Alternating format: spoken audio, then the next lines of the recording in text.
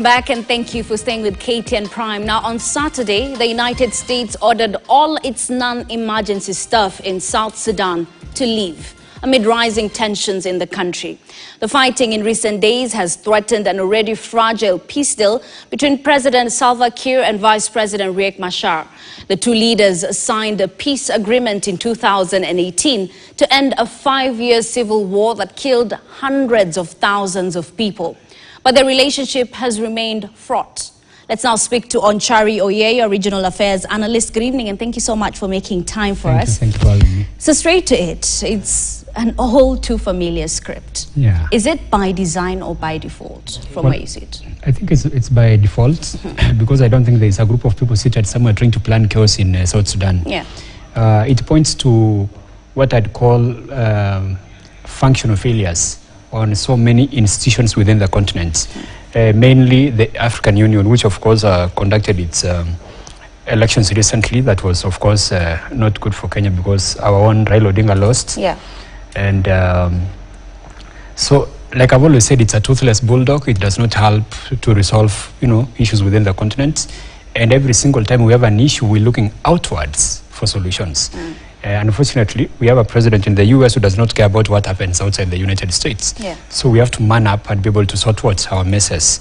Now, the South Sudan problem is quite concerning because you realize the agreement was signed. I'm talking about the revitalized agreement on the resolution of conflict in South Sudan way back in 2018. So we're looking at 7 years, which we've had to sort out just 5 points.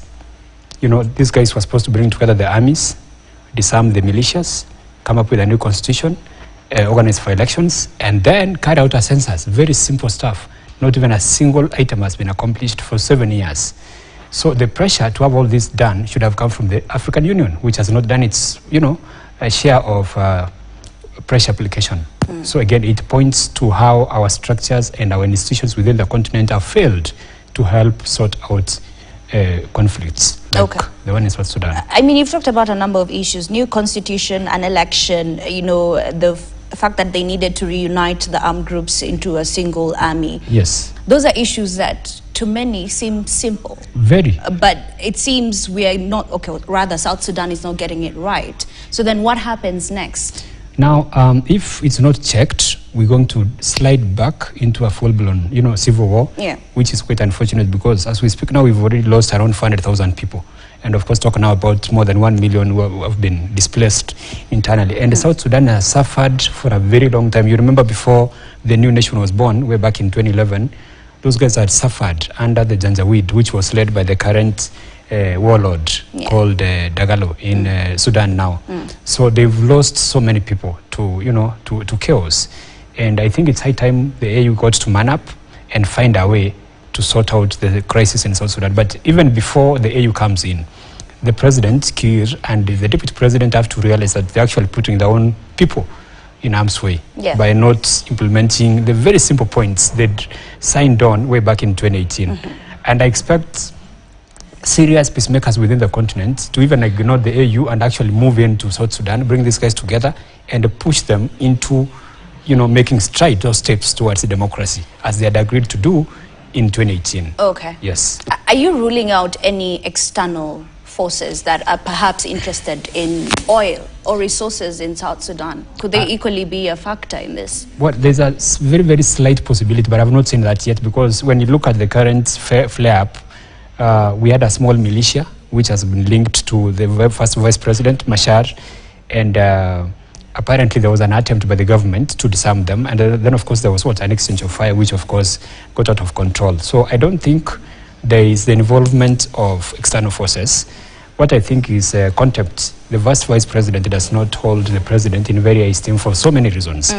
And that is why I'd suggest the president gets to actually mobilize outside forces from within the continent. I'm talking about sitting presidents to come in and help to push the vice president to help in the implementation of the 5 points they signed on in the 2018 agreement. If that is done, then I think South Sudan can make progress, actually serious progress towards democracy, and it can leave behind Sudan, which is in turmoil as we speak. Okay, yes. Just for the sake of our viewers, I mean, earlier last week, the deputy chief of the army and 2 ministers allied to Machar were arrested by security forces, which has been termed as a great violation, especially to the peace deal. Like, talk to us about that, because it seems maybe there's no goodwill for the peace deal. No, you know, that was what I'd call a consequence of the misbehavior from the militia linked to the vice president. If we didn't have that kind of, you know, action by the militia, it's called the White Army, that has been linked to the vice president, most likely the Sudanese army could not have, the South Sudanese could not have arrested those guys, you know. So the point is, the first vice president has to show goodwill in the implementation of what? The agreement. And then from there, the president himself obviously has to lead the way, because he's the president, to make sure the vice president is shown the respect he deserves, of course, and they make progress. Now, if the armed groups keep on provoking the army, there's going to be a response. Okay? So what can be done, and I hope it's being done now, is for the president to be controlled in the kind of response that is given, so that there's no escalation. And obviously, you see, when there's no progress, we have the UN on site, we have the African Union, all these guys are within South Sudan, they've been there for 7 years, there has been no progress. So what are they doing there? Okay. It does not make sense.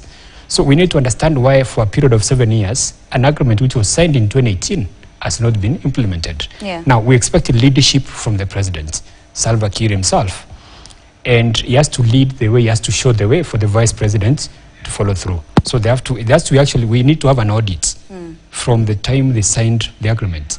Who has made the process stall? Then now that becomes a point of intervention. Okay. Yes. So let's look at it from a bigger perspective. 2011, a new nation is found, that is South Sudan. Yes. And then 2 years later, a war breaks. Yes. 2018, a deal is signed. Yes. And here we are, 2025, and what UN is saying is sort of a regression of some sort. Let's look at the humanitarian situation, and especially what that means for Kenya, because majority of those in Kakuma or refugees sites in this country are equally from South Sudan. Yes. Now that becomes a very serious problem, especially when our own people are suffering, because anytime there's a flare-up, when there's a conflict in either Somalia, South Sudan, or even Ethiopia, all these guys come to our place, and that is why some of these camps cannot be closed, because every single time you'll find, the inflow of all these guys. So if there's no peace in South Sudan, we bear the burden of taking care of these guys. So it's in the best interest of this country to make sure the peace process in South Sudan is supported. And I'd expect, of course, our own president to lead the way. But unfortunately, over the last few months, he has been, blundering on the international, platform, making wrong choices, in Sudan, in DRC. So I'm hoping if he decides to make a statement as far as South Sudan is concerned, he does not again make what? Another blunder. What we need to see is direct pressure on both Kiir and his vice president to sit down and make sure this does not escalate. And then we have to go back to the 2018 agreement. Implementation of that agreement holds the key to lasting peace in South Sudan. So long as it's just in some kind of cabinet not being implemented, it's going to be a waste of time. Yeah, but looking at it, and especially since you're a regional affairs analyst, yes, what could be happening to the region? I mean, looking at our neighbors, South Sudan, Sudan, we have Ethiopia that equally have been going through a number of issues, not forgetting Somalia. What aren't we getting right? Number one, we have to be very, very thankful. And as much as we make a lot of noise, we have peace in our country, and that is something we have to be thankful to God every single day. Number two, it points to the weaknesses we have in our so-called upcoming democracies within the region, and it actually becomes more of a responsibility for this country to maintain peace. And once again, our president has been a very, very strong champion, of course, verbally, of togetherness and unity as a nation, which is very commendable. So we don't have to give in to pressures to divide us into groups, so that we can continue being a model for all these countries suffering from what? Internal chaos. And again, it also points to the necessity to maintain the peace we have, because in case of a crisis or chaos within our own homeland, we'll have nowhere to go because our neighbors are in chaos. It's problems all over, not even Uganda, perhaps Tanzania. That's the only place you can say is a bit stable. Yeah. So there's a need for serious diplomacy. Serious diplomacy, the only island of peace in the midst of a vast ocean of chaos. We need serious diplomacy championed by Kenya, because in the past we've done it. We can do it again. What we need is our own president to sit down, find out what needs to be done, any kind of intervention that needs to be made, and that it's made. Again, like I said last time, there has to be a distinction or differentiation between personal interests of the president and the national interest. Okay. The national interest of this country is to make sure our neighbors have peace, because their peace is our own what? Peace. Like he did in Sudan. He made a mistake by, calling these militias to come and form an alternative government on Kenyan soil. Okay. That was a mistake. All right. So if he decides to make an intervention in South Sudan, it has to be well thought out, and it has to be meant to actually champion what? Long-lasting peace. Because the moment South Sudan keeps on having the chaos they have, those guys will pour into our northern parts. There's a trickle-down effect. Yes, we'll be dealing with so many guys here who we cannot even take care of because our own citizens are suffering. There's a serious economic, a crisis in this country. All right. Thank you so much, Onchari Oyeyo, Regional Affairs Analyst. Of course, we continue monitoring the situation in South Sudan and reporting to you, our viewer. But moving on, almost a year after